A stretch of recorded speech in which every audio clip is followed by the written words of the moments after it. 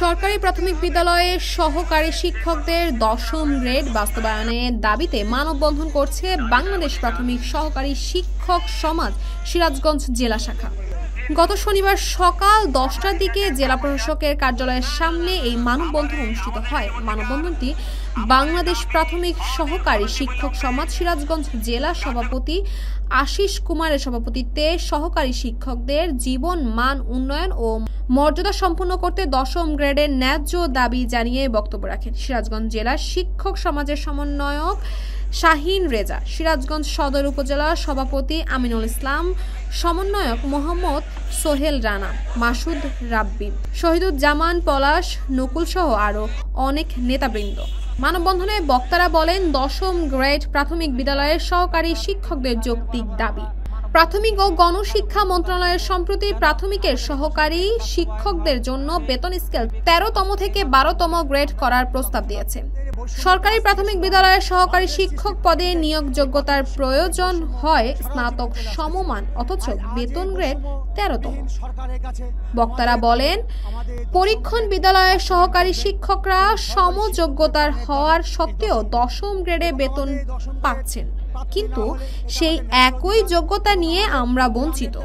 বর্তমানে 2015 সালের বেতন কাঠামোতে দ্রব্যমূল্যের ঊর্ধ্বগতির সঙ্গে তাল মিলিয়ে শিক্ষকদের জীবনমানের স্বাভাবিক ধারা বজায় রাখতে বিভিন্ন প্রতিবন্ধকতার সম্মুখীন হতে হচ্ছে।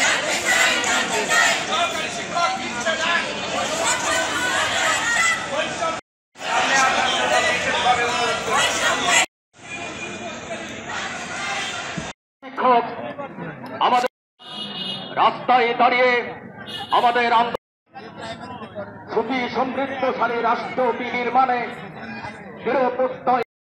আমি শিক্ষক সমাজ ও মানুষ গড়ার হাতিয়ার। আমি শিক্ষক কেন বঞ্চিত হই বারবার? বাজারের সাথে মিল রেখে চলে না আমার সংসার। আমি শিক্ষক আমি হই 10ম গ্রেডের একমাত্র দাবিদার। আমলাতান্ত্রিক জটিলতা হই বারবার শিকার। মাননীয় প্রিয় শিক্ষক মণ্ডলী, বিভিন্ন উপজেলা থেকে আগত শিক্ষক মণ্ডলী ও আমার স্থানীয় শিক্ষক মণ্ডলী,